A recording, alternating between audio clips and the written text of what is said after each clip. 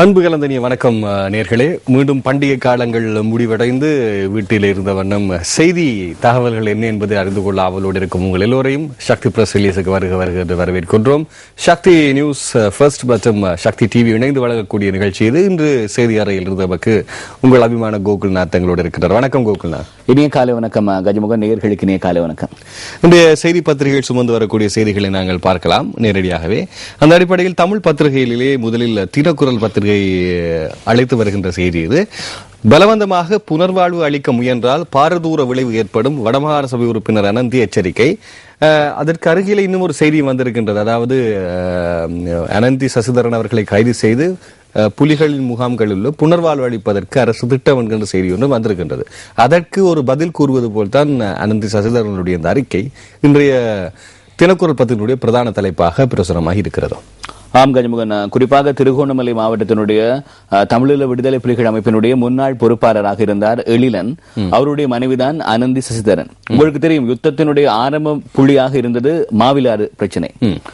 ஆகவே இதற்கு பிறகு இந்த முறை நடைபெற்ற வடமாகாண சபை தேர்தலிலே அனந்தி சசிதரன் அதிகமான வாக்குகளை, விருப்பு வாக்குகளை பெற்று வெற்றி பெற்றிருந்தார். இரண்டாவது விருப்பு வாக்குகள் வடமாகாணத்தில் அவருக்கு தான் கிடைத்தது. முதலமைச்சருக்கு பிறகு அவர் தான் அதிகப்படியான விருப்பு வாக்குகளை பெற்றிருந்தார்.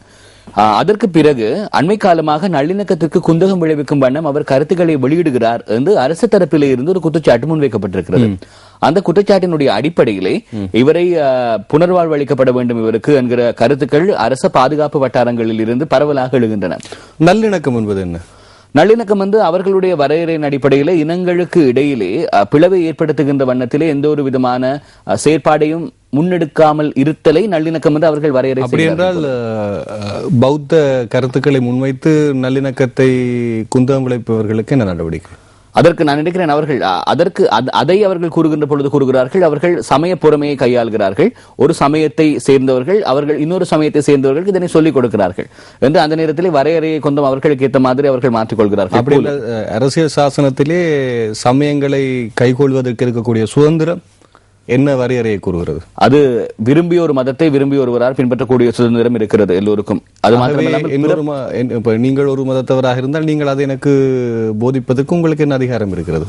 விருப்பமின்றி இருந்தால் விருப்பமின்றி போதிப்பதற்கான அதிகாரம் எனக்கு அதுதானே நடைபெறுகிறது. ஆம் கஜமுகன், இந்த இடத்திலே அனந்தி சசிதரன் அண்மையிலே உங்களுக்கு தெரியும் கனடாவினுடைய பார்லிமெண்ட் உறுப்பினர் ராதிகா சித்சபேசன் வருகை தந்திருந்த பொழுது அவரை பிரத்யேகமாக சந்தித்திருந்தார்.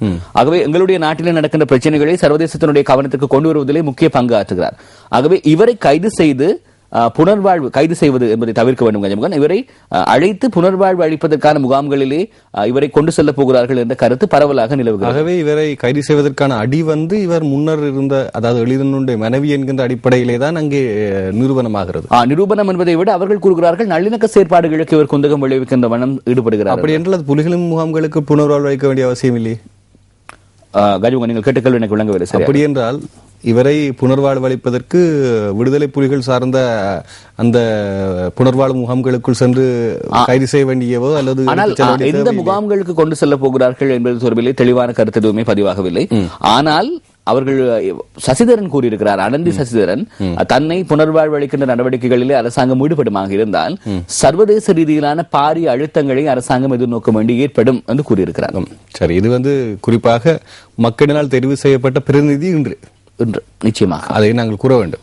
அடுத்த செய்திக்கு செல்லாம். சுடரொலியினுடைய பிரதான தலைப்பு இப்படி இருக்கிறது. இலங்கையில் செய்ய முடியாததை ஜெனீவாவில் சாதிக்க சிலர் முயற்சி, பொங்கல் விழாவில் ஜனாதிபதி மஹிந்த குற்றச்சாட்டு என்கின்ற செய்தி ஒன்று பிரசுரமாகி இருக்கிறது.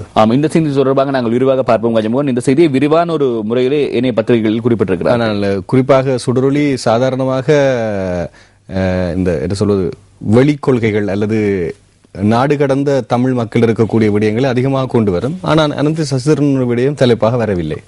இது தேர்தல் காலங்களிலும் நாங்கள் அவதானித்தோர் விடயம். அடுத்த செய்திக்கு நாங்கள் செல்லலாம். வீரகேசரி பத்திரிகையுடைய செய்தி. யார் சேறு பூசினாலும் அபிவிருத்தி தொடரும், பேதங்களை மறந்து ஒன்றுபடுங்கள், பொங்கல் விழாவில் ஜனாதிபதி அழைப்பு. ஆமா, குறிப்பாக கஞ்சமுகன் நீங்கள் முன்னர் கூறிய செய்தி போன்ற அதனோடு ஒட்டிய ஒரு செய்தி தான் இது. ஜனாதிபதி பொங்கல் விழாவிலே நேற்றைய தினம் நுவரெலியா மாவட்டத்தில் நடைபெற்ற பொங்கல் விழாவிலே கலந்து கொண்டிருந்தார். அமைச்சர்களான ஆறுமுகம் தொண்டமான் உள்ளிட்ட பலர் இதன்போது பிரசன்னமாக இருந்தார்கள். இந்த பொங்கல் விழாவின் பொழுது ஜனாதிபதி குறிப்பிட்டிருந்தார், அபிவிருத்தி நடவடிக்கைகள் முன்னெடுக்கப்படுகின்ற அதே நேரத்திலே அனைத்து விதமான அபிவிருத்தி நடவடிக்கைகளும் மலையகத்திலே முன்னெடுப்பதற்கு தன்னாலான உதவிகளை செய்வேன் என்று குறிப்பிட்டிருக்கிறார். அதனுடைய ஒரு விடயமாகத்தான் அவர் கூறுகிறார், யார் என்ன சேறு பூசினாலும் மலையகத்தில் இருக்கக்கூடிய மக்களும் என்னுடைய மக்கள், இனம், மதம், மொழி, பால், வர்க்கம் என்கின்ற வேறுபாடு இல்லாமல் அந்த மக்களை பாதுகாக்க வேண்டியது என்னுடைய கடமை என்பதை அவர் கூறியிருக்கிறார் ஜனாதிபதி அந்த பொங்கல் விழாவிலே. அதனை மையமாக கொண்டுதான் இந்த செய்தி வழியாக இருக்கிறது. அது மாத்திரமல்லாமல் கடந்த காலங்களிலே இலங்கையினுடைய பால் உற்பத்தி 15% 20% அதிகரித்திருக்கிறது. எதிர்காலத்திலே இலங்கைக்குடைய பால் தேவையை இலங்கையிலேயே பூர்த்தி செய்யக்கூடிய ஒரு நிலையை உருவாக்க வேண்டும் என்கிற அந்த ஒரு இடத்தை நோக்கி நாங்கள் நகர வேண்டும் என்று ஜனாதிபதி கூறியிருக்கிறார். இதன் போது நல்ல விடயம். அடுத்த செய்திக்கு செல்லலாம். அரசின் மீது செலவில்லாமல் சேறு பூசும் முயற்சியில் எதிர்க்கட்சிகள். நுவரெலியா பொங்கல் விழாவில் ஜனாதிபதி எமது மக்களை ஏமாற்றும் முயற்சிகளுக்கு இடமளிக்க முடியாது, நகரம் கிராமங்களைப் போல் தோட்டப்புறங்களிலும் வசதிகள், நாடு முழுவதும் பாரபட்சமற்ற அபிவிருத்திகள். இது தினகரன் பத்திரிகையினுடைய செய்தி. ஆனால் ஜனாதிபதியினுடைய ஆட்சி காலகட்டத்துக்குள் இந்த நாடு முழுவதும் பாரபட்சமற்ற அபிவிருத்திகள் என்ற அந்த விடயத்தை நாங்கள் நிர்வாண கண்ணினூடாக பார்க்கும் போதும் ஓரளவு ஏற்றுக்கொள்ளக்கூடியதான் இருக்கின்றது என்பதை கூற வேண்டும். அதாவது எக்ஸ்டர்னல் வேர்ல்ட் என்று சொல்வார்கள், வெளி உலகத்திலே அபிவிருத்தி நடவடிக்கைகள் நடைபெற்றிருக்கிறது. இன்டர்னல் வேர்ல்ட் என்று சொல்லக்கூடிய உள்ளுலகத்திலே மக்கள் மனங்களிலே எப்படி இருக்கிறார்கள் என்பதை கணக்கிடுவதற்கான ஒரு மானியம் எதுவுமே இல்லை. ஆனால் உலகத்தினுடைய அடிப்படை நாதத்தை எடுத்துக்கொண்டிருக்கிறா இருந்தால், அது முதுகெலும்பு எடுத்துக்கொண்டிருக்கிறா இருந்தால், மனிதர்களுடைய அந்த மனிதர்களுக்கென்று நியமிக்கப்பட்ட விடயங்களுள் அந்த அதற்கு ஐக்கிய நாடுகள் சாசனம் மிக முக்கியமாக அமைகிறது. கருத்து சுதந்திரம், பார்வை சுதந்திரம், வாழ்வதற்கான சுதந்திரம், உணவு மற்றும் உறையுள் பெற்றுக் கொள்வதற்கான சுதந்திரம், இவை அனைத்து சுதந்திரங்களும் இலங்கை மக்கள் மேல் சரியாக பிரயோகிக்கப்பட்டிருக்கிறதா என்ற கேள்விகள் நீங்கள் சொன்னது போல் உள்ளார்ந்த ரீதியான விடயங்கள், அது உள்ளே சந்து கூறுவதாக இருந்தால் கஞ்சமுகன் அகச்சூழலிலே பார்க்க வேண்டிய விடயங்கள். வெளிப்புறச்சூழல் சிறப்பாக அமைந்திருக்கிறது. இது தினகரன் பத்திரிகையினுடைய செய்தி. இனி நாங்கள் யாழ்ப்பாணத்திலிருந்து வரக்கூடிய உதயன் பத்திரிகையின் செய்திகளுக்கு செல்வோம். உதயனுடைய பிரதான தலைப்புப்படி இருக்கிறது, மீனவர் பேச்சில் இட்ட முடிவை ஏற்க தயார், புதுடில்லியில் கூறினார் கடற்தொழில் அமைச்சர் ராஜித சேனாரத்ன என்கின்ற செய்தியாக இருக்கின்றது. பல சிங்கள பத்திரிகைகள் அவர் பேசி அவர் மூலமாக முடிவெடுக்கப்பட்ட விடயங்கள் பற்றியும் கூறுகின்றன. எனவே நாங்கள் தொடர்ந்து அதை பார்க்கலாம் என்று இருக்கின்றோம். இது உதயன் பத்திரிகையினுடைய செய்திகள். என்றால் வழக்கில் தான் அதிகமான மீனவர்கள் கைது செய்யப்பட்டிருக்கின்றார்கள். அடுத்த செய்திக்கு செல்லலாம். பலவந்தமாக புனர்வாழ்வு அளிக்க முயன்றால் பாரதூர விளைவு ஏற்படும். யாழ் தினக்குரல் பத்திரிகையிலும் தினக்குரலினுடைய அரிய தலைப்பு பிரசுரமாக இருக்கிறதையும் கூற வேண்டும். மெட்ரோ நியூஸ் கொண்டு வந்திருக்கக்கூடிய பிரதான தலைப்பு படி இருக்கிறது. இது சந்தேக நபர்களை விடுவித்தமை தொடர்பில் டிஐஜி மீது விசாரணை, போலீஸ் ஊடக பேச்சாளர் அஜித் ரோஹன தகவல் என்கின்ற செய்தியாக இருக்கின்றது. நான் நினைக்கின்றேன் பயங்கரவாதிகளில் ஒருவரையும் இவர் விடுதலை செய்திருக்கின்றார் என்று. ஆமா, கிட்டத்தட்ட 5 லட்சம் ரூபாவை பெற்றிருக்கிறாரோ அல்லது 5 லட்சம் ரூபாய் கையாடல் நடைபெறுகின்ற இடத்திலே இருந்து ஒரு சந்தேக நபரை விடுவிப்பதற்கு உதவி செய்திருக்கிறார் என்ற ஒரு நோக்கத்திற்காகத்தான் அவரை கைது செய்து விசாரணைக்கு உட்படுத்துகிறார்கள். கஞ்சமுகன், அடுத்த செய்திக்கு செல்லாம். சிங்கள பத்திரிகைகள் சுமந்து வரக்கூடிய செய்திகள். முதலில் பாசல் සංවර්ධනය සමිති ගාස්තුව රුපියල් 3 සිට රුපියල් 600 දක්වා ඉහළට ආරක්ෂක නඩත්තු ගාස්තු ගෙවීමට සිදුවී නිසා දෙමාපියෝ අපහසුතාවයට என்கிற செய்தியாக பிரசுரமாக இருக்கு அத பத்திரிகையில். ஆம், குறிப்பாக பாடசாலை அபிவிருத்தி சங்கத்தினுடைய நிதி 3 ரூபாயில் இருந்து 600 ரூபாய் வரை அதிகரித்திருக்கிறது. அதற்கான காரணமாக அவர்கள் குறிப்பிடுகிற விடயம் கஞ்சமுகன், பாடசாலையிலே ஒரு காவலாளியை வைக்க வேண்டிய தேவை இருக்கிறது. சிறுவர்கள் இருக்கின்ற பாடசாலைகளிலே குறிப்பாக அவர்கள் பாடசாலையை விட்டு வெளியிலே ஓடி சென்று விடுவார்கள். அந்த இடத்திலே வாகனங்கள் வருவதற்கான வாய்ப்பு இருக்கிறது. ஆகவே பாதுகாப்பு சார்ந்த செலவீனங்களினுடைய காரணத்தினால்தான் அபிவிருத்தி சங்க நிதியினை 3 ரூபாயில் இருந்து 600 ரூபாவாக உயர்த்த வேண்டிய தேவை ஏற்பட்டிருக்கிறது. 2000 மாணவர்கள் கற்கக்கூடிய பாடசாலையில் 300 ரூபாய் என்கின்ற அந்த மதிப்பு எத்தனை காவலாளிகளை வைப்பதற்கு முடியும் என்கின்ற ஒரு விடயத்தை இங்கே நாங்கள் பார்க்க வேண்டும். ஆமா, குறிப்பாக 3 ரூபாவாலும் அதிகரிக்க முடியும், 600 ரூபாவாலும் அதிகரிக்க முடியும், அதற்கு இடைப்பட்ட ஒரு தொகையாலும் அதிகரிக்க முடியும் என்கிற ஒரு அர்த்தம் இருக்கிறது இந்த செய்தியில் என்று நான் நாளை மறுதினம் வரக்கூடிய தலைப்புகள் பாடசாலை அபிவிருத்தி சபைக்கும் மாணவர்களுக்கும் மன்னிக்க வேண்டும் பெற்றோர்களுக்கும் அதிபர்களுக்கும் இடையே இருக்கக்கூடிய உரையாடல்கள் பிணக்குகள் சார்ந்து வரக்கூடியதாக இருக்கலாம். குறிப்பாக பிரபல பாடசாலைகளில் இது பிரச்சனையாக இருக்காது. ஆனால் கஷ்ட பிரதேசங்களிலும் அதிகஷ்ட பிரதேசங்களிலும் இருக்கக்கூடிய அந்த 3 ரூபாய் என்பதே பெரிய ஒரு பணமாக இருக்கக்கூடிய தோட்டப்புற பாடசாலைகளில் இது ஒரு பிரச்சனையை ஏற்படுத்தலாம் என்று என்ன தோன்றுகிறது. 2000 ரூபாய் மாத செலவினமாக செலவழிக்கக்கூடியவர்கள் அன்னளவாக 60% இலங்கையிலே வாழ்ந்து கொண்டிருக்கிறார்கள். பலருக்கு தெரியாத உண்மை அது. அடுத்த செய்தி திவையின பத்திரிகையினுடைய செய்தி. மகாவஸ்ஸே 18 වංගුවට ගල් පෙරළේ உங்களுக்கு தெரியும் தஹாட்ட வங்கு என்று சொல்லி மிகவும் பிரபல்யமான மையங்கனையிலிருந்து அம்பாறை நோக்கி பயணிக்கக்கூடிய இடத்தில் நீங்கள் பார்க்க 18 வளைவுகள் இருக்கிறது. சீரற்ற வானிலை காரணமாக 18 வளைவுகள் பகுதியிலே பாரிய பாறாங்கற்கள் விழுந்திருக்கின்றன. அதனைத்தான் இந்த செய்தியினூடாக உணர்த்தக்கூடியதாக இருக்கிறது. அது உன்னஸ்கிரியவிலிருந்து குறிப்பாக மயங்கன போற வழியிலே மிகவும் பாரதூரமான வளைவு. அதற்கு பேர் 18 வளைவுகள் தொடர்ச்சியாக இருக்கும். பின்னர் அது மிகவும் குறைக்கப்பட்டது. அண்மையிலே அது பெரிய வீதியாக நிர்மாணிக்கப்பட்டு குறைக்கப்பட்டது. இப்போது அந்த வீதிக்கும் பேராபத்து ஏற்பட்டிருக்கின்றது. நல்ல வேளை எந்த ஒரு வாகனங்களும் மக்கள் மத்தியில் இருக்க வேண்டிய மிகவும் பயங்கரமான கற்கள் என்பதை பார்க்கக்கூடிய பெரிய பாறாங்கற்களாக இருக்கிறது. பெரிய பாறாங்கற்களாக இருக்கும். அது ரசிகர்கள் பார்க்க வேண்டிய அந்த பகுதியினூடாக பயணிக்கக்கூடியவர்கள், குறிப்பாக அம்பாறை மட்டக்களப்பு சார்ந்த எமது மக்கள் அதை பார்க்கலாம். இதைத் தொடர்ந்து நாங்கள் லங்காதீப பத்திரிகைக்கு செல்ல போகின்றோம். சிரெங் பென்ன கோட்டி என்ஜினியரு நோர்வே ரட்டே லொக்கு ரசாவக உதவுக்கல் வாண்டாகார நிர்தாரிக்கிட்ட கோட்டி தெகாமாரக் இப்படி என்கிற செய்தியாக இருக்கிறது. அதாவது ஒரு பொறியியல் துறையில் விற்பனரான ஒரு புலி பயங்கரவாதி என்றுதான் இங்கே போடப்பட்டிருக்கிறது. புலி பயங்கரவாதி நாடு பாய்ந்து சென்றிருக்கின்றார். நோவேக்கு சென்றிருக்கிறார். அதற்கு உதவி செய்தவருக்கு அவர் பாரிய நிதியினையும் கொடுத்து சென்றார். உதவி செய்தவர் யார் என்று சொன்னால் சிறைச்சாலையில் பொறுப்பாளராக இருக்கிறார். அவருக்கு 2.5 கோடி கொடுத்திருக்கின்றாரா என்கிற செய்தி பிரசுரமாக இருக்கின்றது. இது லங்காதீப பத்திரிகையினுடைய செய்தி. அடுத்து நாங்கள் செல்லலாம் ரிவீர பத்திரிகையினுடைய செய்தி.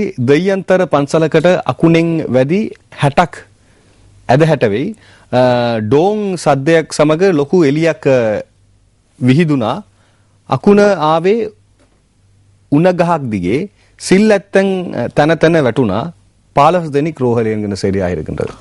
தெய்யந்தர கம்மேத்தகம நியந்தகல விகாரையிலே தான் இந்த சம்பவம் இடம்பெற்றிருக்கிறது. கஜமுகன் மின்னல் தாக்கியதிலே என்ன நடந்திருக்கிறது என்றால் பாரிய ஒரு வெளிச்சம் தோன்றியது.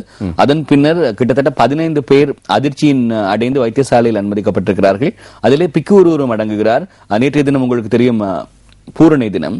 ஆகவே பூரணை தினத்திலே மத அனுஷ்டானங்களில் ஈடுபட்டுக் கொண்டிருக்கின்ற பொழுதுதான் சில் என்று சொல்வார்கள். 60 பேர் மயங்கி இருக்கின்றார்கள். ஆனால் 15 பேர் மாத்தறை மாவட்டத்திலே இந்த பன்சல் இருப்பதும் குறிப்பிடத்தக்கது. உங்கள் ரிவீர பத்திரிகையுடைய தலைப்பு, அதே நேரம் உங்கள் அனுபவம் சிறப்பாக இருக்கிறது. எப்படி நீங்கள் ஒரு தமிழ் பத்திரிகை கையாண்டு இந்த செய்தியை தந்து கொண்டிருக்கிறீர்கள் என்பதனூடாக தினமின பத்திரிகையுடைய செய்தி. தமிழ்நாடுவே සිරගත සිටි ශ්‍රී ලංකා දීවරය 129ක් යාත්‍රා 34ක් අද සිට නිදහස්. තමිල්නාඩු දීවරයන් 236ක් හා යාත්‍රා 60කුන් මුදාහැරේ. දීවරයන් බේරා ගැනීමේ මුල්ම සාකච්ඡා இத்தா சார்த்தகாய் என்கின்ற செய்தியாக இருக்கின்றது. அமைதி ராஜித தினமினிட்ட கியா என்கின்ற செய்தியாக இருக்கின்றது. அரச பத்திரிகை தினமின அங்கே அமைச்சர் ராஜித சேனாநாயக்க மீன்பிடி வளங்கள் அமைச்சர் அவர் கூறக்கூடிய விடயம், அவர் அண்மையிலே சென்றிருந்தார். புதுடில்லி நோக்கி சென்று குறிப்பாக இலங்கை இந்திய மீனவர்கள் பிரச்சனை பற்றி பேசியிருந்தார். தமிழ்நாடு மீனவர்கள் 236 பேரை, அதாவது 60 படகுகளோடு விடுதலை செய்வதற்கு இலங்கை அரசு தயாராக இருக்கின்றது என்று கூறியிருக்கின்றார். ஒப்பந்தம் விடப்பட்டிருக்கின்றது. 129 இலங்கையர்களையும் 34 படகையும் விடுதலை செய்வதற்கு இந்திய அரசும் உத்தரவு வழங்கி இருக்கின்றது. மிகவும் சந்தோஷமான செய்தி என்னவென்று சொன்னால், 2 நாடுகளிடையேயும் தமிழ் பேசும் மக்கள் சார்ந்த ஒரு மிகப்பெரிய பிரச்சனை என்று தான் சொல்ல வேண்டும். ஆமா, ஒரு இனத்தை சார்ந்த வெவ்வேறான தேச எல்லைகளிலே வாழக்கூடிய மக்களுக்கு இடையிலே இருக்கக்கூடிய ஒரு ஜீவனோபாயம் தொடர்பான ஒரு பிரச்சனை. இதிலே எப்படியாக இருந்தால் முள்ளிலே சேலை விழுந்து விட்டது என்று சொன்னால் அது எப்படியுமே இரு பக்கத்திலுமே அது என்னுடைய பாதிப்பு இருக்கும். இந்த இடத்திலே கஜமுகன் நேற்றைய தினம் புதுடில்லிக்கு விஜயம் செய்திருந்தார். கடற்றொழில் அமைச்சர் ராஜித் சேனாரத்ன அங்கு இருக்கக்கூடிய வேளாண்மை துறை அமைச்சர் சரத் பவாரோடு இந்த விடயம் தொடர்பிலே பேச்சுவார்த்தை நடத்தியிருந்தார். அது மாத்திரமல்லாமல் வெளியுறவு அமைச்சர் சல்மான் குர்ஷித்துடனும் பேச்சுவார்த்தை நடத்தியிருந்தார். அந்த பேச்சுவார்த்தைகளின் பின்னர் இந்தியாவினுடைய மீனவ சங்க பிரதிநிதிகளை அவர் சந்திப்பதற்கான ஏற்பாடுகள் செய்யப்பட்டிருந்தன. இருந்தாலும் கூட தமிழகத்திலே இருந்து அவர்கள் புதுடில்லி வருவதிலே ஏற்பட்ட தாமதத்தின் காரணமாக நேற்றைய தினம் ராஜித் சேனாரத்ன மீனவ சங்க பிரதிநிதிகளை சந்திக்கவில்லை. இருந்த போதும் உயர்மட்ட கலந்துரையாடலின் ஊடாக ஒரு முடிவினை எடுத்திருக்கிறார்கள். புரிந்துணர்வின் அடிப்படையில் இலங்கை வசம் இருக்கக்கூடிய இந்திய மீனவர்கள் அனைவரையும் இலங்கை அரசாங்கம் விடுதலை செய்யும். அதுபோன்று இந்தியாவின் வசம் இருக்கக்கூடிய இலங்கை மீனவர்கள் அவர்களையும் அவர்கள் விடுதலை செய்வார்கள். குறிப்பாக இலங்கை வசம் இருக்கக்கூடிய இந்திய மீனவர்கள் பெரும்பாலானவர்கள் தமிழக மீனவர்கள். ஆகவே அவர்களை விடுதலை செய்வார்கள். இந்த விடுதலை செய்வதற்கான நடவடிக்கை நேற்றிலிருந்து ஆரம்பிக்கப்படும். நேற்றிலிருந்து இந்தியாவிலே கைது செய்யப்பட்ட பெரும்பாலான மீனவர்கள் இலங்கையின் வட கிழக்கு பகுதியில் இருக்கக்கூடிய நிச்சயமாக அவர்களை விடுதலை செய்வார்கள் என்று சொல்லியிருக்கிறார்கள். இது ஒரு ஆரோக்கியமான ஒரு விடயம் என்று சொல்லலாம். அதே நேரம் இன்னும் ஒன்று சொல்லுங்கள் கஜமுகன். ஒரு ஊடகவியலாளராக எனக்கு தோன்றிய ஒன்று, கிரீஸிலே தோன்றப்பட்ட ஜனநாயக முறைதான் இன்று உலகத்தில் பிரதிநிதி நியமனமாக அரசியல் நகர்விலே வியாபிக்கப்பட்டிருக்கிறது.